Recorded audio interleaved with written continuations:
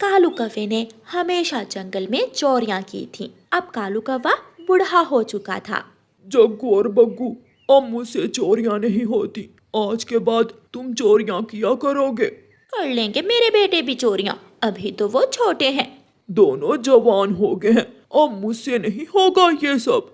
अच्छा अच्छा, जाओ आज तो चोरी करके लाओ, कल से मेरे दोनों बेटे चले जाया करेंगे चोरी करने। कालू कौवा अपनी लाठी उठाता है और मुंह पर कपड़ा डालकर अपने घर से निकलता है। वो बूढ़ा हो चुका था, अब उसे इतना तेज उड़ा भी नहीं जाता था। वो रास्ते में एक जगह बैठकर सांस लेता है। अब इस उम्र में भी मेरा परिवार मुझसे चोरियां करवाता है। एक दो चोरियां करने के बाद मैं छोड़ दूंगा, मैं सब छोड़ दूंगा। कालू कौवा जब भी घर से चोरी करने निकलता, वो खुद से ऐसे कहता था। वो फिर से उड़ता है और उड़ते उड़ते तोते के घर पहुंच जाता है। तोता अपने घर में सोया हुआ था। कालू कौवा चुपके से अलमारी खोलता है और अलमारी से तोते की पत्नी का सोने का हार चुराकर भागने ही वाला था कि कांच का गिलास गिर जाता है। कौवा डर जाता है, तोता भी उड़ जाता है। कौन हो तुम? मुंह से कपड़ा हटाओ वरना लाठी सर पर दे मारूंगा। भूत, मैं भूत हूँ। ऐसे कहते हुए कालू कौवा खिड़की के रास्ते भागता है। तोता बहुत तेज उड़ता था, वो भी लाठी लेकर कालू के पीछे ही उड़ता है। थोड़ी ही दूर जाकर तोता कालू कौवे को गिरा लेता है और लाठी से वार करता है। लाठी सीधी कौवे के सर पर लगती है और कौवा वहीं मर जाता है। तोता कौवे के मुंह से कपड़ा हटाता है। ये तो कालू कौवा है, इसका मतलब जंगल में सारी चोरियां ये कालू कौवा ही करता था। सुबह हो जाती है। गोरी कौवी की जब आंख खुलती है तो खिड़की के सुराख से रोशनी सीधी आ रही थी। गौरी जल्दी से पलटकर अपने पति के घोंसले की तरफ देखती है। ये कालू अभी तक नहीं आया, वो तो हमेशा चोरी करके रातों रात घर लौट आता है। गौरी ऊंची आवाज से चिल्लाती है, जग्गू बग्गू जल्दी उठो, तुम्हारे पिताजी अभी तक नहीं आए, बाहर जाओ और अपने पिताजी की खबर लो। जग्गू और बग्गू उठ जाते हैं। क्या है माँ, सोने भी नहीं देती हो? पिताजी हमें कौन सा बता कर गए थे कि वो कहाँ चोरी करने जा रहे हैं? हम कहाँ जाकर ढूंढे पिताजी को? बेशर्मो, वो तुम्हारे भविष्य के लिए ही रातों को जाग जाकर चोरियां करता है। बाहर जाओ और किसी से पूछो जाकर। दोनों भाई जग्गू और बग्गू अपने घर से निकलते हैं। थोड़ी ही दूर उन्हें एक जगह पक्षी इकट्ठे हुए नजर आ जाते हैं। जग्गू और बग्गू वहां जाते हैं। वो आगे इसके दोनों बेटे। चाचा जी, क्या हुआ है? यहाँ कौन है? तुम्हारा पिता कालू कौवा रात चोरी करते पकड़ा गया था और तोते ने लाठी मारकर इसे मार दिया है। बग्गू, पिताजी तो गए काम से, अब चोरियां हमें ही करना होगी। चाचा जी, हमें कुछ मत कहना, हमारा पिताजी की चोरियों से कोई लेना देना नहीं है, हम तो चले। दोनों भाई वापस घर चले जाते हैं। माँ, पिताजी ने कहा था ना कि आज वो आखिरी चोरी करेगा, वही हुआ, पिताजी मर गया है। ये सुनकर गौरी कौवी शोर मचाने लगती है। जग्गू बग्गू, ये तुम क्या कह रहे हो? कहाँ है तुम्हारा पिता? माँ, तोते ने लाठी मारकर मार दिया। सब पक्षी वहाँ इकट्ठे थे, हम तो बहुत मुश्किल से जान बचा कर आए हैं। कालू, तू चला गया तो मुझे अकेली छोड़कर चला गया। अगर मुझे पहले मालूम होता तो मैं कल शाम तुम्हें कभी घर से ना जाने देती। गौरी कौवी ऐसे रोती रहती है। दोनों भाई नदी किनारे बैठे हुए थे। बग्गू भाई, पिताजी ने जो कमाया है वो माँ के पास है, लेकिन अब माँ से जायदाद हमें कौन लेकर देगा? जब तक माँ जिंदा है तब तक तो हमें कुछ मिलने वाला नहीं है। हाँ, अगर पिताजी की तरह माँ भी किसी तरह मर जाए तो फिर बात बन सकती है। मेरे पास उपाय है, हम दोनों किसी तरह माँ को भी मार देते हैं और फिर पिताजी की सारी उम्र की बेईमानी और चोरी की कमाई आपस में बांट लेंगे। वो कहते हैं ना कि अगर संतान को हराम की कमाई खिलाओगे तो संतान भी गंदी ही निकलेगी। वही हुआ। दोनों भाई माँ को मारने का प्लान बनाकर घर जाते हैं। माँ तो घर नहीं है। जग्गू ऐसे कहता है। उनकी माँ गोरी कव्वी घर की छत पर बैठी हुई थी। वो जग्गू और बग्गू की बातें सुन रही थी। मैं किसी तरह माँ को वीरान जंगल में ले जाऊंगा, माँ को उसकी पसंद की चीजें खिलाऊंगा और फिर तुम वहाँ आ जाना, हम दोनों माँ को मार देंगे। जग्गू जग्गू ऐसा करना, जब माँ को मिठाई खिलाओ तो मिठाई में जहर मिला देना। लड्डू, माँ को लड्डू बहुत पसंद है, मैं लड्डुओं में जहर मिला दूंगा और फिर सारी जायदाद हमारी होगी। गौरी कव्वी भागी भागी रानो चिड़िया के पास जाती है और रानो चिड़िया को सारी बात बताती है। गौरी, अगर आज बच गई तो कल मरोगी। तुमने और तुम्हारे पति कालू कव्वे ने बच्चों को हराम की कमाई खिलाई है, इसलिए उनसे बचने का यही रास्ता है कि किसी तरह दोनों को जेल भेज दो। रानो चिड़िया गौरी कव्वी के कान में उपाय बताती है और गौरी कव्वी अपने घर चली जाती है। दोनों बेटे जग्गू और बग्गू सोए हुए थे। गौरी भी डरते डरते अपने घोंसले में लेट जाती है। वो रात गौरी कव्वी जाग कर गुजारती है। दूसरे दिन सुबह सवेरे ही जग्गू बड़ा बेटा अपनी माँ से कहता है, माँ माँ चलो, आज मैं तुम्हें दूसरे जंगल लेकर जाता हूँ। नहीं नहीं बेटा, मैं घर में ही ठीक हूँ। माँ, हम शाम तक लौट कर आ जाएंगे। जग्गू अपनी माँ गौरी कव्वी को साथ ले जाता है। रास्ते में वो पानी पूरी की रेहड़ी पर रुकते हैं। माँ, पानी पूरी खाओ, ये बहुत स्वादिष्ट है। जग्गू बेटा चलो अब घर चलें। माँ, अभी तो मैंने तुझे जलेबी खिलानी है, फिर समोसा और फिर बाद में लड्डू लेकर दूंगा। जग्गू कौवा अपनी माँ को पानी पूरी खिलाता है और फिर मिठाई की दुकान पर ले जाता है। उसे जलेबी लेकर देता है। गौरी कव्वी जलेबी खा लेती है। माँ, अब चलो, थोड़ी दूर समोसे की दुकान है, वहाँ से जाकर हम समोसा खाते हैं। जग्गू कौवा अपनी माँ को समोसे की दुकान पर ले जाता है। गौरी समोसा भी खा लेती है। माँ, अब मैं तुम्हें लड्डू खिलाऊंगा। बेटा, मैं भी लड्डू खाने वाली नहीं हूँ। जग्गू अपनी माँ को लड्डू लेकर देता है। जग्गू कौवा थोड़ी दूर जाकर लड्डू के ऊपर जहर डाल देता है और अपनी माँ से कहता है, माँ माँ, लो लड्डू खा लो। बेटा, पहले मुझे एक गिलास पानी ला कर दो। जग्गू कौवा कूलर से पानी डालने जाता है तो उसकी माँ गौरी कव्वी लड्डू झाड़ी में फेंक देती है। माँ, कहाँ गए लड्डू? मैंने दोनों लड्डू ही खा लिए हैं। गौरी पानी पीती है। माँ, अब चलें, जल्दी चलें। जग्गू कौवा अपनी माँ को लेकर उड़ता है। थोड़ी दूर जाकर गौरी कव्वी नाटक करती है और गिर जाती है। बेटा जग्गू, मेरा दिल घबरा रहा है। गौरी कव्वी अपनी आंखें बंद कर लेती है। माँ तो गई, अब हुई राह साफ। अब माँ पिताजी की सारी हराम की कमाई हम आपस में बांट लेंगे। जग्गू जल्दी से घर जाता है। जग्गू जग्गू, माँ का क्या बना? माँ भी वहाँ गई जहाँ पिताजी को तोते चाचा ने पहुँचाया था। फिर दोनों भाई अपनी माँ की अलमारी खोलकर सारी दौलत निकाल कर रख लेते हैं और आपस में बांटने लगते हैं। दरवाजा जोर से खुलता है और गौरी कव्वी पुलिस को लेकर आ जाती है। बेटा जग्गू और बग्गू, दोष हमारा ही है, जिन्होंने तुम्हें पालने के लिए न सच देखा, न झूठ, न हराम देखा, न बेईमानी। फिर तुम्हें तो ऐसा ही निकलना था। पुलिस, पकड़ लो इन दोनों को। पुलिस दोनों भाई कौवों को पकड़कर पुलिस वैन में डालकर ले जाती है। प्यारे दोस्तों, इस कहानी को लाइक, अपने दोस्तों के साथ शेयर और चैनल को सब्सक्राइब करना बिल्कुल मत भूलना। आपका धन्यवाद। घायल चिड़िया जमीन पर गिरी पड़ी थी। वो मदद की गुहार लगा रही थी। कोई मेरी मदद करे, मेरे पाँव पर जख्म हो गया है, खून बह रहा है।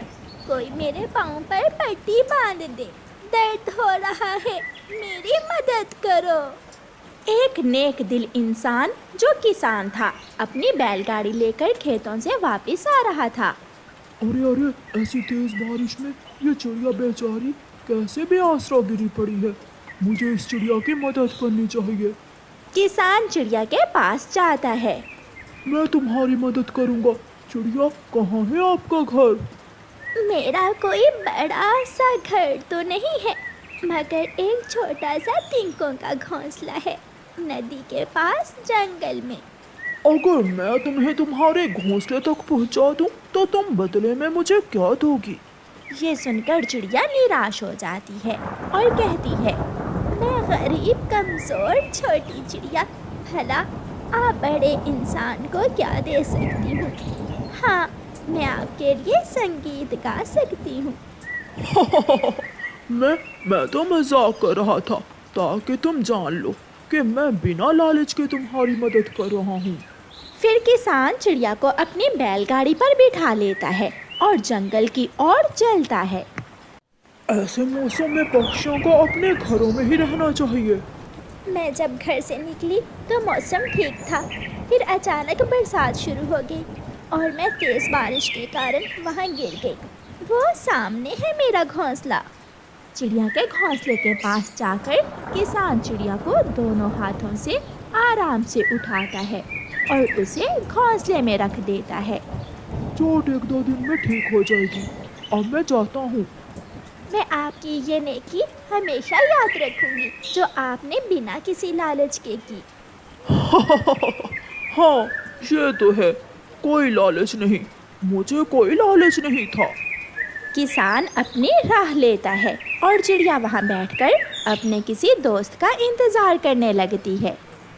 कालू जी, चाय बन गई है, जाओ अब जल्दी से गरम गरम पकोड़े ले आओ।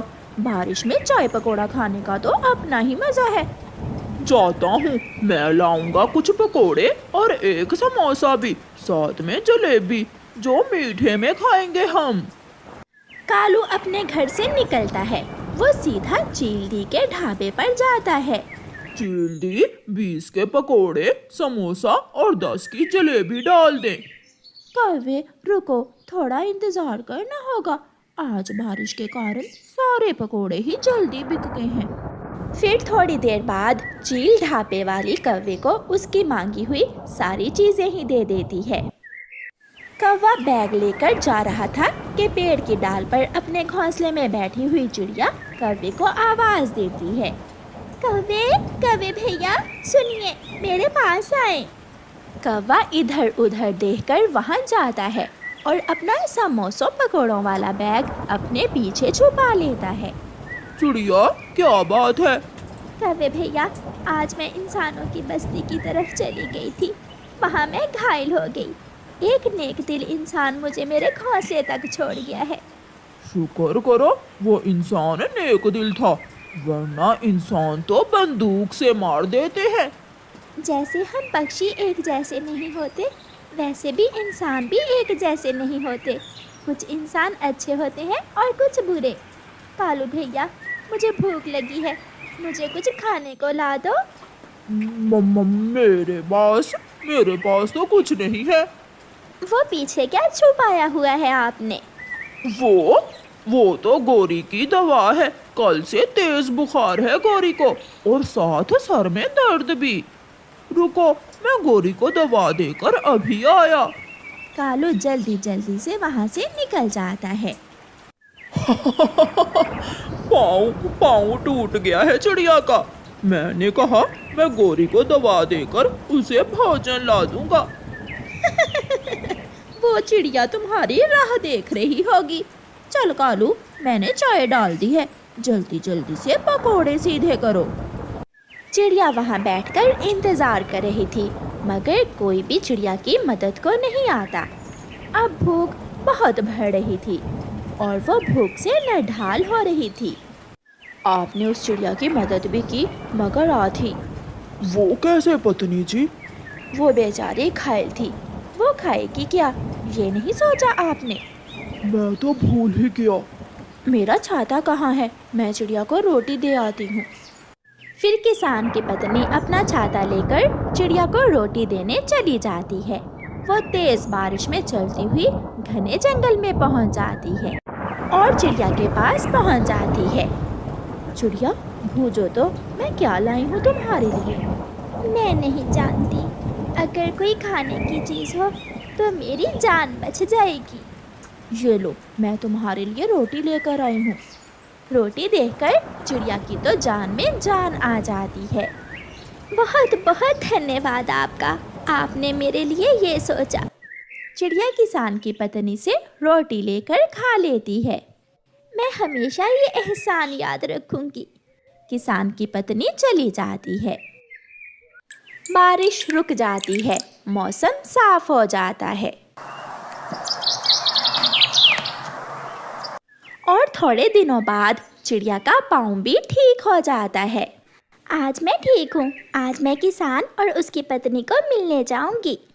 चिड़िया ऐसा सोचकर जल्दी जल्दी से कुछ तिनके लगाकर अपने घोंसले की मरम्मत करने लगती है।